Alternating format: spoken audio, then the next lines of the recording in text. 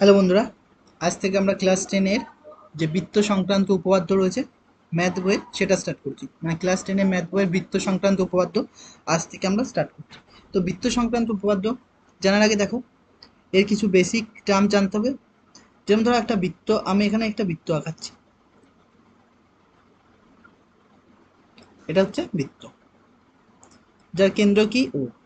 কেন্দ্র থেকে বৃত্তের প্রত্যেকটা পয়েন্টের দূরত্ব কি হয়? সেম হয়। মানে এখানে যদি এখানে এ একটা পয়েন্ট নাও, বি একটা পয়েন্ট নাও বা সি একটা পয়েন্ট নাও, প্রত্যেকটা পয়েন্টের দূরত্ব কি হয়? সেম হয়।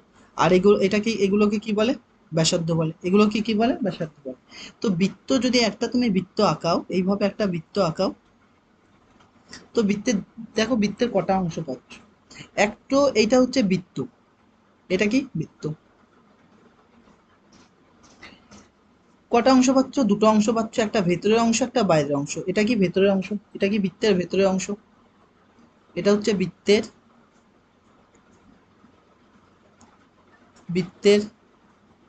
এটা হচ্ছে বৃত্তের ভিতরের অংশ, এটা হচ্ছে বৃত্তের ভিতরের অংশ। আর এই যে সাইড এই যে পড়ে আছে, এটা কি হচ্ছে বৃত্তের বাইরের অংশ। এই যে পুরোটা, এগুলো কি বৃত্তের বাইরের অংশ। মানে বৃত্তের বাইরের অংশ, এটা হচ্ছে বৃত্তের বাইরের অংশ। একইভাবে এই একটা যদি বৃত্ত আঁকাই আমরা, এই একটা বৃত্ত, এই বৃত্তর যে ভেতরের যে অঞ্চল রয়েছে, এটা তার ক্ষেত্রফল। এটা কি তার কি ক্ষেত্রফল। এটাকে বৃত্তের ক্ষেত্রফল অথবা কি বলতে পারি? বৃত্তাকার ক্ষেত্র বলতে পারি। একে বৃত্তের ক্ষেত্রফল অথবা বৃত্তাকার ক্ষেত্র বলতে পারি।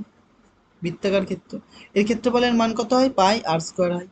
এই একটা বৃত্ত আঁকাচ্ছি, এইটা তার বৃত্তের ব্যাসার্ধ, এটা তার কি বৃত্তের ব্যাসার্ধ। তাহলে এটা ও, এটা এ, বৃত্তের ব্যাসার্ধ। আর একটা বৃত্ত কতগুলো বিন্দু নিয়ে তৈরি? অসংখ্য বিন্দু। এই যে এই পয়েন্টে রয়েছে না, এটা আমি ছোট ছোট পয়েন্ট লিখতে পারি। তার মানে একটা বৃত্ত কতগুলো? অসংখ্য ছোট ছোট বিন্দু দ্বারা, অসংখ্য বিন্দু দ্বারা গঠিত। একটা বৃত্ত কি অসংখ্য বিন্দু দ্বারা গঠিত। দেখো এইভাবে এইগুলো আমি লিখে, যে স্লাইডে লিখে নিচ্ছি সেগুলো এবার বোঝানোর চেষ্টা করছি। দেখো এটা বৃত্ত সম্পর্কিত উপাদ্য। বৃত্তের ক্ষেত্র, একটা বৃত্তের ভেতরের অংশ থাকবে, এটা কি বৃত্তের বাইরের অংশ থাকবে, এটা বৃত্ত থাকবে। আর যে এর ভেতরকার যে অঞ্চল থাকবে তার নাম কি? বৃত্তাকার ক্ষেত্র। এই একটা বৃত্ত রয়েছে, যার এই পয়েন্ট থেকে এই পয়েন্ট এটা জয়েন্ট করলে এটার নাম ও, এটার নাম এ। তাহলে এটা কি বৃত্তের ব্যাসার্ধ।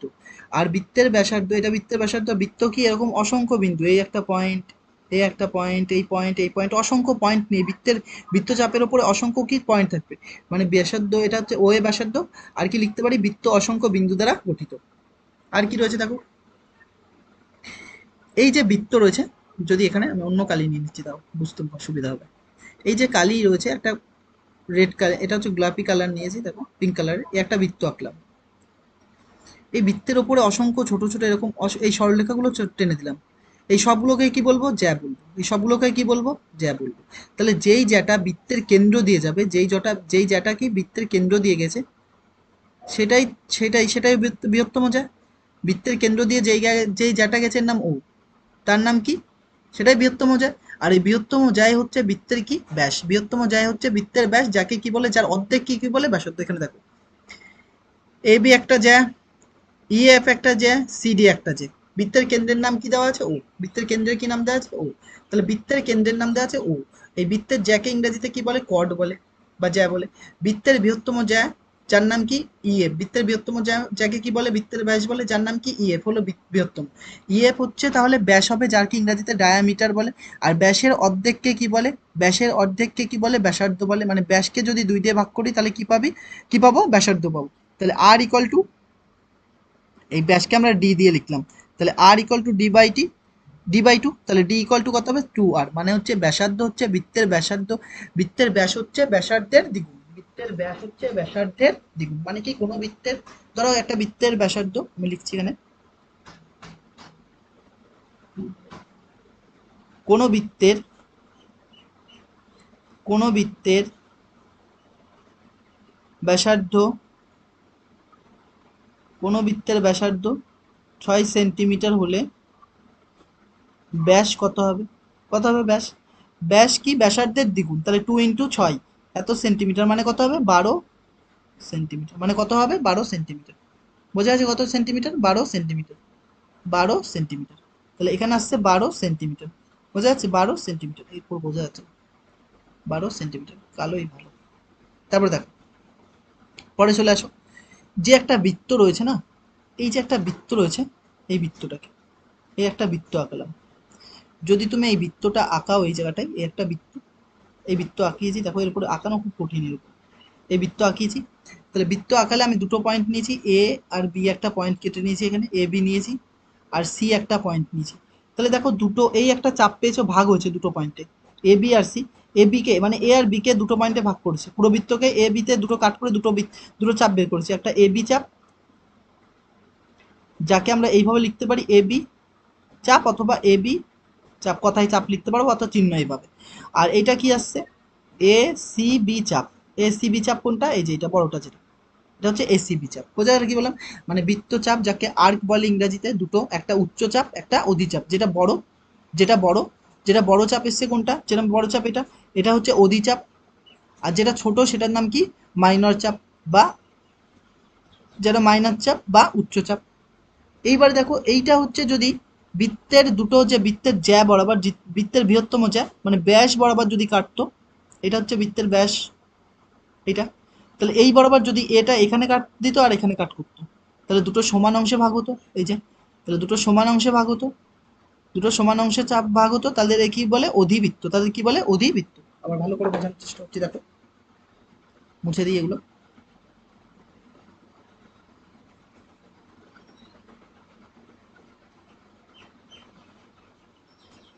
দেখো, এই বৃত্তটাকে এ আর বিতে কাট করেছে। এ বিতে কাট কখন করবে, অধিবৃত্তের ক্ষেত্রে বা অধিচাপের ক্ষেত্রে, যখন এটা কেন্দ্র দিয়ে যাবে, কেন্দ্র দিয়ে যেসব সরলরেখা যায় তাদের কি বলছে, ব্যাস বলছে। কেন্দ্র দিয়ে বৃত্তের যে কোনো সরলরেখা জয়েন করলে তাকে কি বলবো, জ্যা পাবো। একটা বৃত্তের অসংখ্য জ্যা থাকবে, একটা বৃত্তের অসংখ্য জ্যা থাকবে, মানে এটা একটা বৃত্ত রয়েছে, যদি কেন্দ্র এটা হয়, তাহলে এইগুলো সব যায়, যে এইগুলো। আর যেই সরলরেখাটা বৃত্তের কেন্দ্র দিয়ে যাবে একদম, সেটা তো জ্যাই হবে, কিন্তু বৃহত্তম জ্যা, আর বৃহত্তম জ্যার জন্য এর নাম কি দেবো, এর নাম দেবো তখন ব্যাস। আর ব্যাসের অর্ধেককে কি বলবো, ব্যাসার্ধ বলবো। তখন এই যে দুই পয়েন্টে কাট করেছে বৃত্তের ব্যাস বরাবর, যদি কাট করি তাহলে বৃত্তের দুটো সমান অংশ পাবো, এই একটা আর এই একটা। তাহলে এইটাকে যদি ইয়ে করো, তাহলে এইভাবে দুটো সমান, এই একটা বৃত্তর ওপরে আর নিচে একটা, এরকম সমান অংশ হয়েছে। তাহলে এর নাম কি দিয়েছি, এর নাম অধিবৃত্ত। এর নাম কি, অধিবৃত্ত। উপরেরটা অধিবৃত্ত, নিচেরটাও অধিবৃত্ত। তারপরে চলে আসো, কি বলছে, বৃত্তাংশ কি না। এবার দেখো বৃত্তাংশ, বৃত্তাংশ কি বলছে, বলছে কোনো একটা বৃত্তের একটি জ্যা একটি চাপ দ্বারা গঠিত ক্ষেত্রকে বৃত্তাংশ বলে। মানে বোঝা গেল না, দেখো এ একটা বৃত্ত আছে, এ একটা বৃত্ত আছে যার কেন্দ্র ও, আমি এই জ্যাটা টানলাম, এই জ্যাটা টানার পর এখানে নাম দিচ্ছি এ আর বি, এ বি একটা তাহলে জ্যা হয়েছে, জ্যা হওয়ার ফলে বৃত্ত চাপ কোনটা, তাহলে চাপ কোনটা এসছে, এ বি চাপ, এ বি চাপ, এটা চাপ, আর একটা বড় চাপ, এটা একটা মেজর চাপ একটা মাইনর চাপ, তাহলে এটা মাইনর চাপ যেটা এসছে দেখো এইটা, তাহলে এইটা দেখো, এই যে এই চাপটা, এই চাপটা আর এই যে জ্যা মিলে একটা ক্ষেত্র তৈরি করেছে না, এটা, এটা তৈরি করেছে, এইটাকে বলে বৃত্তাংশ। এইটাকে কি বলে, বৃত্তাংশ। তাহলে এইটা একটা ছোট বৃত্তাংশ, মাইনর বৃত্তাংশ, যার বাংলা নাম কি, উপবৃত্তাংশ নাম দিয়েছে। আর একটা বড় যেটা রয়েছে তার নাম কি, অধিবৃত্তাংশ, ওটা অধিচাপ ছিল, আর এটা এটা উপচাপ ছিল হয়তো, হ্যাঁ ওটা উপচাপ ছিল, এটা অধিচাপ ছিল। তাহলে দেখো আগে দেখে নিই, হ্যাঁ উপচাপ ছিল, একটা অধিচাপ ছিল। তাহলে দেখো এখানে যে ক্ষেত্র পাচ্ছ, বৃত্তাংশ পাচ্ছ, সেগমেন্ট, একে ইংরেজিতে কি বলে, সেগমেন্ট বলে। একে ইংরেজিতে কি বলে, সেগমেন্ট বলে। দুটো সেগমেন্ট পাচ্ছ, মানে দুটো উচ্চ বৃত্তাংশ পাচ্ছ, একটা উপবৃত্তাংশ যেটা ছোট হবে, একটা অধিবৃত্তাংশ যেটা বড় হবে। যেমন দেখো এখানেও দেখানো হচ্ছে, এই একটা এই একটা, বোঝা গেল কি বললাম, এটা হচ্ছে উপবৃত্তাংশ, এটা অধিবৃত্তাংশ। বোঝা যাচ্ছে কি বললাম। পরে চলে আসো, পরের কি বলছে, বলছে বৃত্তকলা। বৃত্তকলাকে দেখো একবার পড়ে নাও, তারপর বোঝানোর চেষ্টা করছি। বলছে যে কোনো বৃত্তের ব্যাসার্ধ এবং বৃত্তচাপ দ্বারা সীমাবদ্ধ ক্ষেত্রকে বৃত্তকলা বলে। মানে কি, এ একটা বৃত্ত টেনেছো, এটা তার কেন্দ্র, তাহলে এইটা তার ব্যাসার্ধ হলো, এটাও তার ব্যাসার্ধ হলো, তাহলে এটার নাম ও। তাহলে দেখো এই একটা ক্ষেত্র পাচ্ছ, একটা অঞ্চল পাচ্ছ, একটা অঞ্চল পাচ্ছ, এটাকে কি বলে, এটাকে বলে বৃত্তকলা। এটাকে কি বলে? বৃত্তকলা। এটা ছোট বৃত্তকলা, মানে মাইনর, মাইনর হবে এটার নাম, মাইনর সেক্টর হবে, বা বাংলায় লিখতে ছোট বৃত্তকলা। আর যে বড়টা পড়েছে বড় বৃত্তকলা, এটার নাম কি? বড় বৃত্তকলা।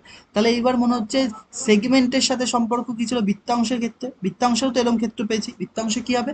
বৃত্তাংশে এটা কেন্দ্র থাকবে, বৃত্তাংশে কেন্দ্র থাকবে, বৃত্তাংশে কেন্দ্র থাকবে।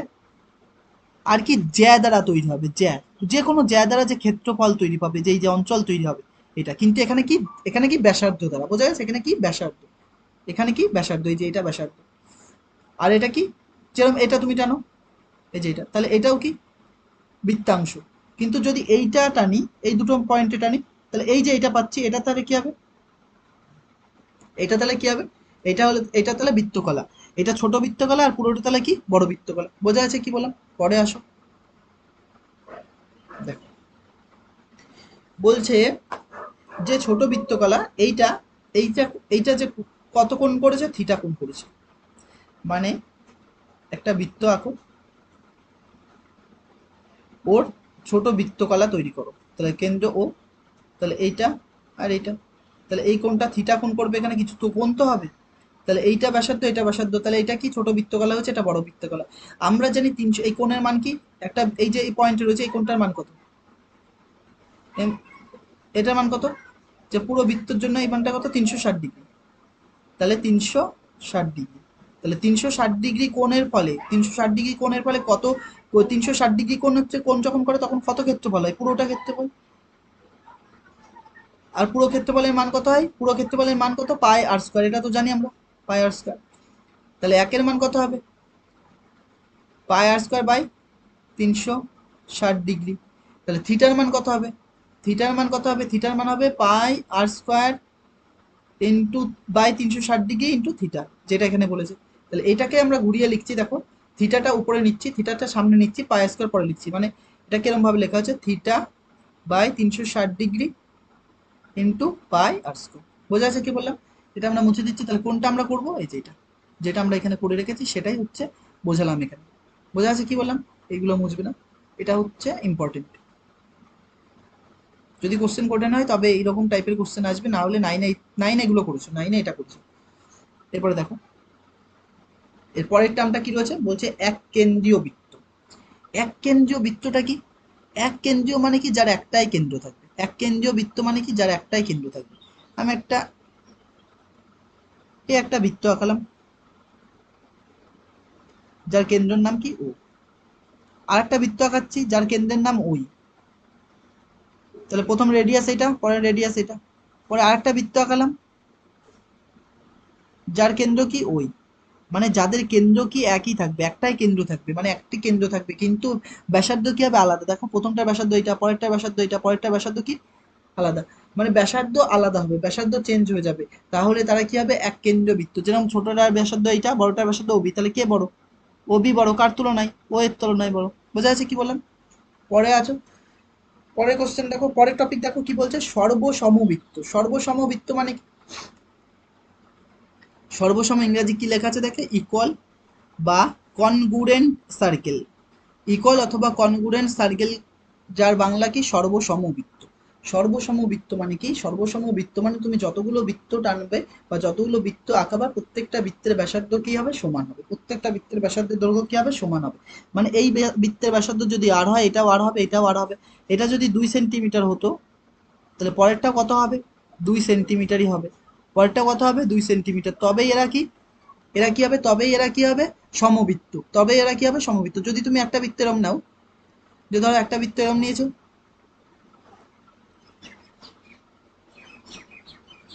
এই একটা বৃত্ত নিয়েছো 4 সেন্টিমিটারের, আরেকটা বৃত্ত নিয়েছো 3 সেন্টিমিটারের, আরেকটা বৃত্ত নিয়েছো 4 সেন্টিমিটারের, 4 সেন্টিমিটারের। তাহলে কোন দুটো বৃত্ত সমবৃত্ত? সর্বসম বলতে পারো কোন দুটো? এই দুটো। কোন দুটো সমবৃত্ত রয়েছে? দেখো কোন দুটো সমবৃত্ত রয়েছে যাদের ব্যাসার্ধ কি হবে? সেম। তাহলে এটা 4 রয়েছে, এটাও 4 রয়েছে। ছবি দেখে বোঝার চেষ্টা করলাম না, এখানে ব্যাসার্ধ দেখো, কারণ ছবি এখানে আঁকানো কঠিন হচ্ছে এতে। তাহলে 4 সেন্টিমিটার। তাহলে কোন দুটো সমান? এই দুটো। বোঝালে? তাহলে এই দুটো সর্বসম। এই দুটো কি হবে? সর্বসম। এবার দেখো, এই প্রথম যে চ্যাপ্টার হচ্ছে বৃত্ত সংক্রান্ত উপপাদ্য, এখানে দুটো উপপাদ্য রয়েছে আর কিছু অঙ্ক থাকবে, মানে কিছু হচ্ছে জিওমেট্রির কিছু অঙ্ক থাকবে আর কিছু এক্সট্রা উপপাদ্য থাকবে। আমি যে এক্সট্রা উপপাদ্য কত নম্বরে আসে এক্সামে? 3 নম্বরে। আর যে মেন উপপাদ্য সেটা কত নম্বরে আসে? 5 নম্বরে। তো 5 নম্বরে একটা উপপাদ্য আজকে করাবো, কিছু কোশ্চেন করাবো। যখন 5 নম্বর উপপাদ্য শেষ হয়ে যাবে তারপরে আমরা এক্সট্রা উপপাদ্য করাবো, যেটা হচ্ছে 3 নম্বরে। তো দেখো, যেটা পরীক্ষায় 3 নম্বরে আসে। তো এই পর্যন্ত হয়ে গেছে। তারপরে দেখো, এইবারে দিচ্ছি কোষে দেখি। দেখো 3.1, যেটা তোমাদের বই দেখবা কোষে পয়েন্ট দেখ, কোষে দেখি, কোষে দেখি 3.1 বই দেওয়া আছে, কোষে দেখি 3.1। তো দেখো এইটার কিছু অঙ্ক রয়েছে, সেটা দেখো কি বলছে। বলছে পাশের অকেন্দ্র বৃত্তের ছবি দেখো। পাশের অকেন্দ্র বৃত্তের ছবি দেখি। ওই যে পাশে দেখো ছবি দেখা যাচ্ছে। কোন কোন ব্যাসার্ধ পি এ কিউ বৃত্তাংশে অবস্থিত লিখি। মানে পি এ কিউ বৃত্তাংশে, পি এ কিউ কোনটা দেখো, কোন কোন হবে? এই যে পি এ কিউ, এই বৃত্তাংশে কোনগুলো? এই এই বৃত্তাংশে কোন কোন, এর ওপরে কোন কোন হচ্ছে ব্যাসার্ধ অবস্থিত, কোন কোন ব্যাসার্ধ এর ওপরে অবস্থিত। তাহলে কোনটা হবে দেখো, আগে ব্যাসার্ধ কোনগুলো দেখো। দেখো এও একটা ব্যাসার্ধ হবে, অবশ্যই হবে, বলবো এও। ওসি ব্যাসার্ধ, ওপি ব্যাসার্ধ, আর কি ও কিউ ব্যাসার্ধ, ওবি, ওবিও ব্যাসার্ধ। এর মধ্যে তাহলে কোনটা কোনটা এই চাপের ওপর, এই যে চাপটা রয়েছে যার নাম কি দিয়েছে?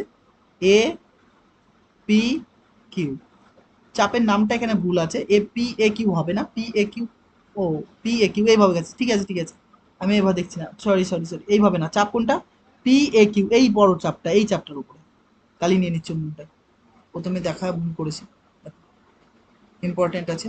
দেখো এই চাপটার উপর, এই যে এই চাপটা, এখানে দুটো চাপ আছে, একটা পি এ কিউ একটা চাপ, একটা কি পি বি কিউ। মানে একটা দুটো চাপ রয়েছে, একটা পি এ কিউ একটা চাপ, আর একটা চাপ কি পি বি কিউ, যেটা আমরা বলেছি এই যে এটা চাপটার উপর। এর উপরে কোন কোন রয়েছে তাহলে? এখানে দেখো ওপি তাহলে হবে, ওপি একটা হচ্ছে, আর কি ও এ হবে, ও সি হবে, আর কি ও কিউ হবে। চারটে, বোঝা গেছে? দেখো তাহলে কটা হবে, এখানে অ্যান্সারটা কি হবে? অ্যান্সারটা হবে ওপি সমান সমান ও এ সমান সমান ও সি সমান সমান ও কিউ। যদি না বোঝো তাহলে এটা মুছে আমি আরেকবার বোঝানোর চেষ্টা করছি। দেখো হয়তো একটু কনফিউজ হয়ে গেছো প্রথমে বলার জন্য, এটা মুছে দিই, আবার ক্লিয়ার করার চেষ্টা করছি। দেখো এখানে দুটো চাপ পাচ্ছ, একটা এ পি কিউ একটা চাপ। আমি যদি পি পয়েন্ট ধরি তাহলে পি থেকেও দুটো হবে, সব এ থেকেও দুটো, সব কিছু থেকে দুটো হবে। যদি তুমি পি পয়েন্ট ধরো তাহলে পি বি কিউ একটা চাপ, এই কুই পর্যন্ত নিলে, সি নিলে সি হতো, তাহলে এই পর্যন্ত একটা চাপ আসছে, যার উপরে এই পর্যন্ত, যার উপরে কি কি হবে? ওপি হবে, ওবি হবে, ও কিউ হবে। কি কি হবে? ওপি হবে, ওবি হবে, আর ও কিউ হবে ব্যাসার্ধ। আর একটা চাপ রয়েছে যার নাম কি পি এ কিউ। তাহলে এখান থেকে আর একটা চাপ রয়েছে যার নাম কি পি এ কিউ। কোনটা হবে তাহলে পি এ কিউ? এই যে এই চাপটা, এটা। এর ওপরে কি কি হবে? ওপি হবে, ও এ হবে, কারণ এখান থেকে তো মিলছে দেখো। তাহলে ওপি হবে, এইটা হবে, এইটা হবে, এইটা হবে, এইটা আর হবে না। তাহলে ওপি হবে, ও এ হবে, ও সি হবে, আর ও কিউ হবে। বোঝা যাচ্ছে কি বললাম? ও কিউ হবে। তাহলে কটা পাচ্ছি? চারটে, যে চারটের নাম আমরা প্রথমে লিখেছি। এবার দেখো দুইয়ের একের একের একেরটা তাহলে হয়ে গেছে। এটা দুইটা কি বলছে? নিচে ড্যাশে বুঝে লিখি, নিচে ড্যাশে বুঝে লিখি, মানে ওই ড্যাশগুলো লিখতে হবে। বলছে একটি বৃত্তে কি থাকে, একটি বৃত্তে কি থাকে, ড্যাশ বিন্দু আছে। একটি বৃত্তে কি রয়েছে? একটি বৃত্তে কি থাকে? অসংখ্য বিন্দু থাকে। পড়ানোর সময় বলে দিচ্ছি, একটি বৃত্তে কি থাকে? অসংখ্য বিন্দু থাকে। তাহলে এই ড্যাশের ওখানে কি লিখবো? অসংখ্য বিন্দু থাকে, অসংখ্য, অসংখ্য বিন্দু থাকে। পরেরটায় আসো, বলছে দুয়েরটা দেখো, বৃত্তের বৃহত্তম জ্যা, বৃত্তের বৃহত্তম জ্যাকে কি বলে? ব্যাস বলে, পড়িয়ে দিয়েছি। এর জন্যই কনসেপ্ট বোঝালাম ওখানে, বোঝা গেছে? 3 নম্বর, জ্যা বৃত্তাকার ক্ষেত্রকে দুটি কি করে? জ্যা বৃত্তাকার ক্ষেত্রকে দুটি বৃত্তাংশে বিভক্ত করে। কারণ একটু আগে দেখিয়ে দিয়েছি, আবার দেখানোর চেষ্টা করছি। একটা জ্যা রয়েছে, এ একটা বৃত্ত রয়েছে, এ একটা বৃত্ত রয়েছে যার কেন্দ্র মনে করো ও। তাহলে এখানে একটা জ্যা রয়েছে, তাহলে কটা অংশে বৃত্তাংশে ভাগ করছি? এ একটা বৃত্তাংশ আর পুরোটা একটা বৃত্তাংশ। তাহলে কটা? তাহলে কি হয়েছে? জ্যা বৃত্তাকার ক্ষেত্রকে দুটি কি করে, দুটি বৃত্তাংশে বিভক্ত করে, দুটি, এখানে কি লিখবো, বৃত্তাংশে বিভক্ত করে। বৃত্তের সকল ব্যাস, বৃত্তের সকল ব্যাস কি হয়, বৃত্তের সকল ব্যাস, ব্যাস কখন হবে, যেসব জ্যা বৃত্তের কেন্দ্র দিয়ে যাবে তারা সবাই ব্যাস হবে। তাহলে কি হবে, বৃত্তের সমস্ত ব্যাস কেন্দ্র দিয়ে গেলেই তাহলে কি হবে, তারা ব্যাস। এই যেভাবে যতভাবে হতে পারে, তাহলে কি হবে, কেন্দ্রগামী হবে, কেন্দ্র দিয়ে যাবে। বোঝা কি বললাম, এটা যদি হয়নি তাহলে কি হবে, কেন্দ্রগামী। তাহলে এখানে কি লিখবো, কেন্দ্রগামী, কেন্দ্র, বোঝা গেল, কেন্দ্র বিন্দুগামী, পরে লেখা আছে বিন্দুগামী। দুটি বৃত্তাংশ সমান হলে তাদের বৃত্তচাপ দুটির দৈর্ঘ্য কি হবে, দুটি বৃত্তচাপ সমান হলে, মানে অধিবৃত্তচাপ, মানে অধিবৃত্তচাপ, অর্ধবৃত্তচাপও বলতে পারো। যখন ব্যাস বরাবর কাট করবে এই যেভাবে, তখন এই চাপ আর এই চাপ কি হবে, সমান বলে দিয়েছি, এই চাপ আর এই চাপ কি হবে, সমান হবে। তাহলে সমান হলে কি হবে, চাপ দুটি, দুটো বৃত্তচাপ দুটির দৈর্ঘ্য কি হবে, সমান হবে, সমান হবে। পরে দেখো 6 নম্বরটা কি বলছে, একটি বৃত্তাকার ক্ষেত্রের বৃত্তকলা হলো বৃত্তচাপ এবং দুটি, বৃত্তচাপ এবং দুটি কি, ব্যাসার্ধ দ্বারা সীমাবদ্ধ অঞ্চল। একটু আগেই দেখেছি, আবার বোঝানোর চেষ্টা করছি, ব্যাসার্ধ মানে কি, আমি একটা বৃত্ত আঁকছি, দাঁড়াও এটা মুছে দিই, একটা বৃত্ত আঁকি, তাহলে একটা বৃত্ত আঁকলাম, এই একটা বৃত্ত, এটা হচ্ছে কেন্দ্র ও, তাহলে এইটা হচ্ছে তার বৃত্তকলা। এই যে থিটা, এই কোণটা করেছে, তাহলে কি, ব্যাসার্ধ দ্বারা, কিসের দ্বারা, ব্যাসার্ধ দ্বারা। তাহলে দুটি ব্যাসার্ধ দ্বারা যে ক্ষেত্রফল পাচ্ছি সেটা বৃত্তকলা। আর যদি আমরা সেগমেন্টের কথা বলতাম, বৃত্তাংশের কথা বলতাম, তাহলে যে কোনো জ্যা আর বৃত্তচাপ দ্বারা গঠিত। এখানে ব্যাসার্ধ আর বৃত্তচাপ, আর এখানে কি, জ্যা আর বৃত্তচাপ। বোঝা গেল কি বললাম। তাহলে দেখো এটা হয়ে গেছে। পরেরটা দেখো, বৃত্তের বাইরে কোনো বিন্দু ও কেন্দ্রের সংযোগ সরলরেখা দৈর্ঘ্য ব্যাসার্ধের দৈর্ঘ্য অপেক্ষা কি হবে, বড় হবে। এ তো ইজি। দেখো একটা বৃত্ত রয়েছে, কেন্দ্র ও, এর ওপরে সরলরেখা টানলাম পি, আর এখানে একটা সরলরেখা টেনেছি সি, এটার নাম কি সি। তাহলে কে বড়, ও সি বড়, কার তুলনায়, ও পির তুলনায় বড়। তাহলে ব্যাসার্ধের দৈর্ঘ্য অপেক্ষা কি হবে, বড়, ব্যাসার্ধের দৈর্ঘ্য অপেক্ষা কি হবে, বড়। পরে দেখো পরের কোশ্চেনে কি বলছে, বলছে স্কেল ও পেন্সিল কম্পাসের সাহায্যে একটি বৃত্তের কেন্দ্র, জ্যা, ব্যাসার্ধ, ব্যাস, ব্যাসার্ধ, উপচাপ, অধিচাপ নির্দেশ করে। একটু আগেই দেখিয়ে দিয়েছে এগুলো। একটা বৃত্ত আঁকো, একটা বৃত্ত আঁকো, এখানে দেখিয়ে দিই আবার, প্রশ্ন যেহেতু আসছে, এটা কেন্দ্র, কেন্দ্রের নাম ও, তাহলে কেন্দ্র কি, ও। তাহলে এখানে লিখছি কেন্দ্র ও, কেন্দ্র বানান দেখো, কয়কার দন্তে নয় দ্রফলে লিখেছি কিন্তু বুঝতে পারবা না। এখানে এই এর উপরে লেখা খুবই অসম্ভব, কারণ এই ছোট জায়গায় যে জিনিসটা ছোট, কেন্দ্র ও। আর কি, জ্যা, জ্যা কোনগুলো হতে পারে, এই সমস্তগুলো জ্যা, এই যেগুলো সব জ্যা। এটার নাম পি দিয়ে দিচ্ছি, পি কিউ, আর পি কিউ হলো জ্যা। তাহলে জ্যা হচ্ছে কোনটা, জ্যা মানে কর্ড, কর্ড আসছে কোনটা, পি কিউ। ব্যাস কোনটা, বৃত্তের বৃহত্তম জ্যাই হচ্ছে ব্যাস, এইটা, এটার নাম দিয়ে দিচ্ছি আর সি, আর সি হচ্ছে ব্যাস। আর ব্যাসার্ধ কি হবে, আর সির অর্ধেক, তার মানে ও এ, ও আর অথবা ও সি। তো ব্যাসার্ধ সমান সমান কি হবে, ও আর অথবা ও সি। আর কি, ব্যাসার্ধ। উপচাপ আর অধিচাপ দেখো, উপচাপ আর অধিচাপ মানে কি, কোনো একটা বৃত্তকে তুমি কাট করলে, একটা জ্যা বরাবর এই বরাবর কাট করতে, তাহলে এ আর বি পয়েন্ট আসলো, তাহলে এটা কেন্দ্র ও। তাহলে এ বি, এইটা, এই ওপরেরটা কি, এইটা হচ্ছে উপচাপ, ছোট হয়, মাইনর, মাইনাস, মাইনর, এটা মাইনর আর্ক। আর এইটা কি হবে, এইটা হচ্ছে অধিচাপ। এগুলো সব দেখিয়েছি আমি, এগুলো হচ্ছে অধিচাপ। বোঝা গেল। বৃত্ত একটি সামতলিক চিত্র, বৃত্ত মানে সামতলিক চিত্র মানে কি, বৃত্ত একটা প্লেনের ওপর তৈরি, একটা বোর্ডের ওপরে তৈরি, মানে বোর্ডের ওপরে বৃত্ত আঁকতে পারবো যে কোনো প্লেনের ওপরে, 2D প্লেনের এটা। বৃত্তাংশ তো একটা সামতলিক চিত্র, মানে একটা সমতলের ওপর চিত্র, বৃত্তকলা একটা সামতলিক চিত্র। তাহলে এইটা সত্য হবে, টি, এটাও কি হবে, টি, এটাও কি হবে, টি। বোঝা যাচ্ছে কি বললাম। পরে কোশ্চেন দেখো, জ্যা কি, জ্যা একটি সরলরেখা, জ্যা কি একটি সরলরেখাংশ, জ্যা তো সরলরেখা, এটা অবশ্যই সরলরেখা। এই বৃত্তের কেন্দ্র, এগুলো সব কি, জ্যা, জ্যাগুলো কিসের মতো দেখতে, স্ট্রেট লাইন, সরলরেখার মতো দেখতে। এটা বৃত্তের বৃহত্তম জ্যা, তাই সরলরেখা, এটাও সত্য। চাপ কি একটি সরলরেখা, চাপ বলতে কোনটা বুঝিয়েছে, দেখো এ পয়েন্ট আর বি পয়েন্ট এই জায়গায় কাট করেছে, তাহলে দেখো এইটা হচ্ছে চাপ, তাহলে এটাকে চাপ, এটা কি সরলরেখার মতো দেখতে? না, আর্কের মতো দেখতে। সরি। তাহলে চাপ কি একটা, চাপ কি হবে একটা সরলরেখা না, চাপ হচ্ছে আর্ক হবে, চাপ হচ্ছে কি হবে অধিচাপের মতো, বেঁকানো রাস্তা, আর্কের মতো। তাহলে কি হবে, চাপ একটা সরলরেখা নয়, তাহলে এটা মিথ্যা।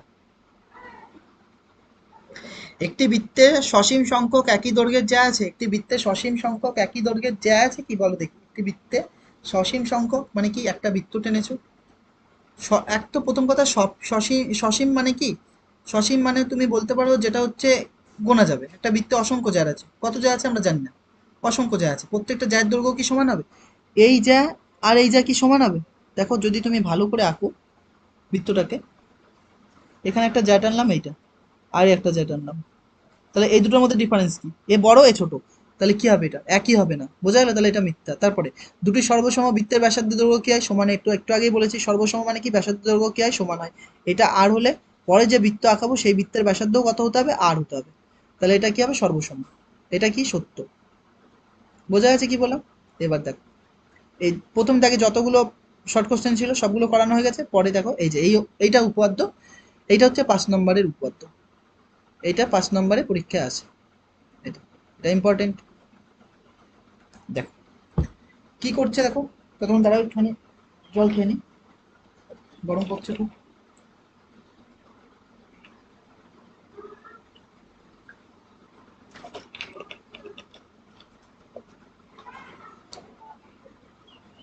বলছে ব্যাস নয় এরূপ কোনো জ্যায়ের উপর বৃত্তের কেন্দ্র থেকে লম্ব অঙ্কন করা হয়েছে, ওই লম্ব জ্যাটিকে সমদ্বিখণ্ডক করবে। মানে কি বলছে, ব্যাস নয় এরূপ কোনো জ্যা, তার মানে একটা আগে একটা বৃত্ত আঁকিনি, এই হচ্ছে বৃত্ত, যার একটা কেন্দ্র থাকবে ও, তাহলে ওটা উপরে লিখি নাহলে সমস্যা হবে। এই হচ্ছে বৃত্তের কেন্দ্র, যার কেন্দ্রের নাম কি ও। তাহলে ব্যাস নয় এরূপ কোনো জ্যা, ব্যাস নয় মানে কি, বৃত্তের ব্যাস নয় মানে কি, যে জ্যাটা হবে সেটা বৃত্তের কেন্দ্র দিয়ে যাবে না। যদি এখানে যদি কেন্দ্র দিয়ে যায়, কেন্দ্র দিয়ে যায়, এটা যদি কেন্দ্র দিয়ে যায়, এটাও যায়, কিন্তু এটা কি হবে, ব্যাস হয়ে যাবে, এটা কি হবে, ব্যাস হয়ে যাবে, এটা কি হয়ে যাবে তখন, ব্যাস হয়ে যাবে। তাহলে এইটা ব্যাস হয়ে গেল। একইভাবে তুমি দেখো এইটা, এইটা কিন্তু যায়, এইগুলো সবই যায়, সবগুলোই যায়, কিন্তু বৃত্তের কেন্দ্র দিয়ে যেটা যেই জ্যাটা যাবে সেটা জ্যা থাকবে না, সেটা কি হয়ে যাবে, ব্যাস হয়ে যাবে। তাহলে ব্যাস নয় মানে কেন্দ্র দিয়ে যাবে না, কেন্দ্র দিয়ে যাবে না মানে এই একটা জ্যা টানতে পারি, অবশ্যই টানতে পারি, যার নাম দিলাম এ বি, যার কি নাম দিচ্ছি এ বি, এটা এ বি নাম দিলাম। বলছে জ্যায়ের ওপর বৃত্তের কেন্দ্র থেকে, বৃত্তের কেন্দ্র কোনটা ও, ও থেকে লম্ব টানা হলো, ও থেকে লম্ব টানা হচ্ছে, ও থেকে লম্ব টানা হচ্ছে মানে এই যে এইভাবে দাগ টানা হচ্ছে, ও থেকে লম্ব টানা হচ্ছে, ও থেকে লম্ব টানা হচ্ছে, ও থেকে লম্ব টানা হচ্ছে, এটা হবে না, ও থেকে লম্ব টানা হচ্ছে। তাহলে বৃত্তের কেন্দ্র ও থেকে এ বি জ্যায়ের ওপরে লম্ব অঙ্কন করা হলো। কেন কঠিন, এই লম্ব অঙ্কন করা হলো। দেখো লম্ব অঙ্কন করলে এই জায়গায় পয়েন্টে টাচ করেছে, এই জায়গাটা, তাহলে এটার নাম দিলাম সি, এটার নাম দিলাম সি। লম্ব অঙ্কন করা হলে ওই লম্ব, ওই লম্ব মানে কি, ওসি একটা লম্ব, ওই লম্ব মানে ওসি, ওসি ওই যে জ্যা পেয়েছে, কোন জ্যা, এ বি জ্যা, ওসি এ বি জ্যাকে সমদ্বিখণ্ড করবে। সমদ্বিখণ্ডক মানে সম মানে কি সমান, দ্বিখণ্ডক মানে দুটি খণ্ড, সমান দুটি খণ্ডে অংশ ভাগ করবে, কোন খণ্ডে, দুটি খণ্ড, কোন বিন্দুতে, সি পয়েন্টে। তাহলে দুটো পয়েন্ট কি কি পাচ্ছ, এসি আর একটার নাম কি সিবি। তাহলে তোমাকে প্রমাণ করতে হবে এসি সমান সমান সিবি। আর একবার বোঝাচ্ছি দেখো,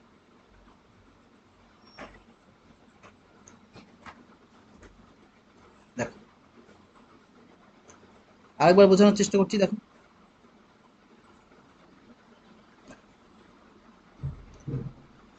বলছে ব্যাস নয় এরূপ কোনো জ্যা, তাহলে প্রথমে একটা বৃত্ত আঁকাতে হবে,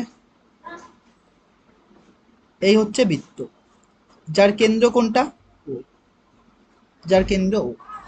ব্যাস নয় এরূপ কোনো জ্যায়ের ওপর বৃত্তের কেন্দ্র থেকে, তাহলে এইটা হচ্ছে তার জ্যা,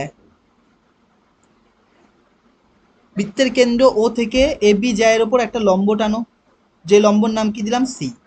বলছে যে ওসি যে লম্বটা পাচ্ছ, ওসি যে লম্বটা পাচ্ছ সেই ওসি লম্ব এ বি কে এবি যে জ্যা পেয়েছো সেই এবি জ্যাকে দুটো সমান অংশে ভাগ করবে। কোন পয়েন্টে? সি পয়েন্টে। ভাগ করলে কি পাবা? এসি পাবা আর সিবি পাবা। এই দুটো তোমাকে সমান করতে হবে, এই দুটো তোমাকে সমান প্রমাণ করতে হবে, এই দুটো দুটো সমান তোমাকে কি করতে হবে? সমান প্রমাণ করতে হবে। বোঝা গেছে কি বললাম? তাহলে আমরা কি করছি দেখো, তাহলে আমরা কি করছি লিখবা না দেখো, কারণ কি প্রমাণ আমরা করে নিয়ে এসেছি, ওটা দেখে টুকবা, কিন্তু এখানে আমি খালি বোঝানোর চেষ্টা করছি। দেখো কি করছি দেখো, এই যে অকেন্দ্র বৃত্ত রয়েছে, অকেন্দ্র বৃত্তের ওসি জ্যাটা এবি এর ওপরে লম্ব। ওসি জ্যা এবি এর ওপর লম্ব হওয়ার মানে কি? কোনো কিছুর ওপর লম্ব হওয়া মানে ধরো আমি এবি একটা সরলরেখা টানলাম, যার উপরে সি পয়েন্টে পিসি হচ্ছে লম্ব। বললাম পিসি হচ্ছে এবি এর ওপর সি পয়েন্টে লম্ব। তাহলে কি পিসি কার ওপর লম্ব? এবি এর ওপর লম্ব, লম্ব চিহ্ন এটা। তাহলে এখানে কি লিখতে পারি? ওসিটা কার ওপর লম্ব? এবি এর ওপর লম্ব। লম্ব হওয়ার ফলে এই কোণ দুটো কত ডিগ্রি করে হয়? 90 ডিগ্রি করে হয়। এই কোণ দুটো কত ডিগ্রি করে হয়? 90 ডিগ্রি করে।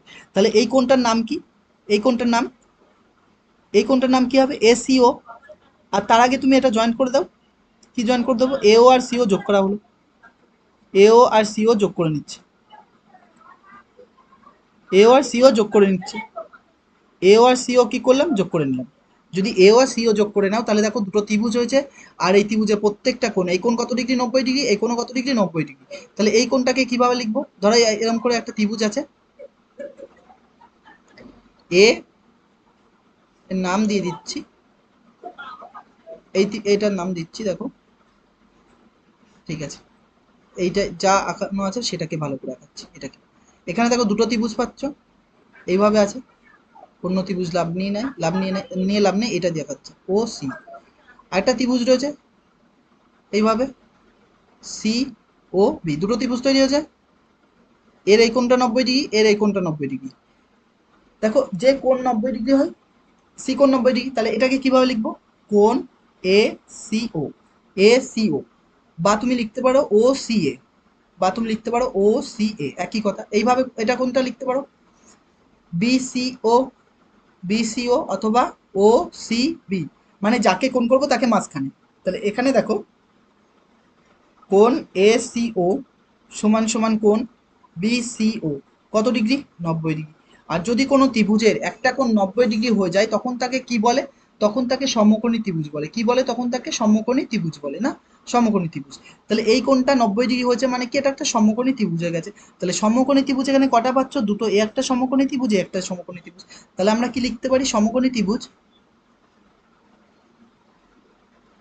সমকোণী ত্রিভুজ যার নাম কি? এই ত্রিভুজটার নাম কি লিখতে পারি? এ ও সি, বি ও সি।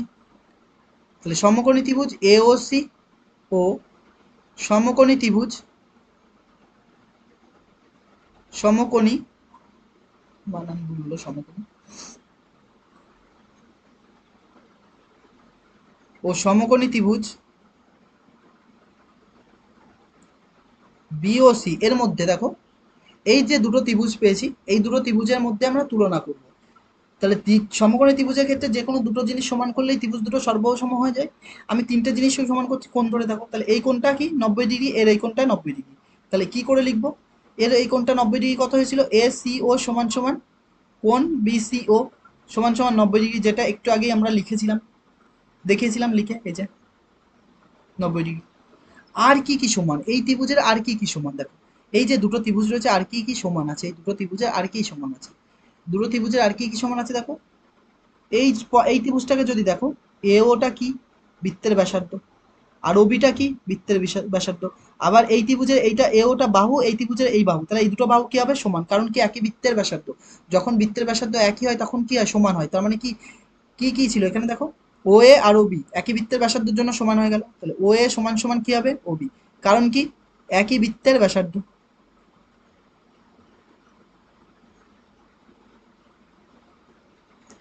একই বৃত্তের ব্যাসার্ধ। আর কি সমান আছে দেখো, এই যে ত্রিভুজ আছে, যে ত্রিভুজটা এখানে আঁকাচ্ছি দেখো, এই ত্রিভুজটা এরকম আছে, এটা ও, এটা এ, এটা সি, এটা বি। এই ত্রিভুজের তিনটে বাহু কি কি বলতো? এইটা একটা, এইটা একটা, এইটা একটা। এই ত্রিভুজের কটা বাহু? তিনটে বাহু কি কি বলো দেখি? ও বি একটা, ও সি একটা, ও বি একটা, সি বি একটা, ও সি একটা। তার মানে ওসিটা দুটো বাহুরই দেখো, দুটো ত্রিভুজেরই কমন বাহু, মানে দুটো ত্রিভুজই এটাকে দুজন, এই দুটো ত্রিভুজই ওসি কে ব্যবহার করছে, তাহলে ওসি তাদের কি কমন বাহু হয়েছে, সাধারণ বাহু হয়ে গেছে। সাধারণ বাহু হলে মান কি হবে, সমান হবে, ওসি এরও যা মান ওরও তাই মান হবে। তাহলে কি লিখতে পারি, ওসি সমান সমান সাধারণ বাহু, মানে কি কমন বাহু, মানে দুজনারই সমান বাহু, একই বাহু ইউজ করছে তারা। তাহলে ত্রিভুজের তিনটে জিনিস সমান হয়েছে। ত্রিভুজের যখন তিনটে জিনিস সমান হয়ে যায় তখন তাকে ত্রিভুজ দুটোকে কি বলে, তখন ত্রিভুজ দুটিকে কি বলে, তখন ত্রিভুজ দুটিকে সর্বসম ত্রিভুজ বলে, মানে সবকিছু সমান। এই যে চিহ্ন, এরকম রাইটের ওপর এরকম সমান চিহ্নের উপর এরকম এরকম চিহ্ন দাও, বা অনেকে রাইট চিহ্ন দেয়, এরকমও লেখে রাইট চিহ্ন। ত্রিভুজ কি হবে, সমকোণী ত্রিভুজ বিওসি, সবকিছু সমান। যদি সবকিছু সমান হয়, ত্রিভুজ দুটো কি সবকিছু সমান হয়, তাহলে সমান হওয়া মানে কি, সবকিছু সমান হওয়ার অর্থ কি, সবকিছু সমান হওয়ার অর্থ কি, এসি আর বিসিটাও কি হবে সমান, এই বাহুটাও আর এই বাহুটাও কি হবে সমান। তাহলে কি লিখতে পারি, এসি সমান সমান সিবি, প্রমাণিত।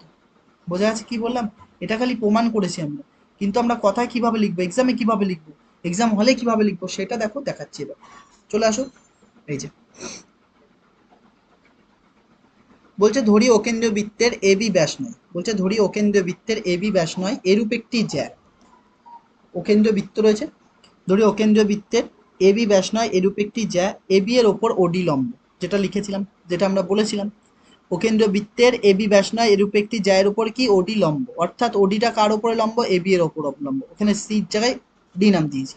তাহলে এডি সমান সমান বিডি তোমাকে প্রমাণ করতে হবে, কারণ কি এই বাহুটা নিয়েছো এবি, এবির ওপর কে লম্ব, ওডি লম্ব, তাহলে ওডি লম্ব হলে দুটো পয়েন্টে ভাগ হবে, যার নাম কি হবে এডি সমান সমান ডিবি, এইটা তোমাকে প্রমাণ করতে হবে। এইবার পরের লাইন আমরা কি করছি, এ ও আর বি ও যোগ করছি, এটা যোগ করা ছিল না, যদিও যোগ করছি, প্রথমে যোগ করা ছিল না, পরে যোগ করে নিলাম। এ ও আর বি ও কি করলাম, যোগ করলাম, যে ও কমা এ আর ও কমা বি যোগ করা হলো।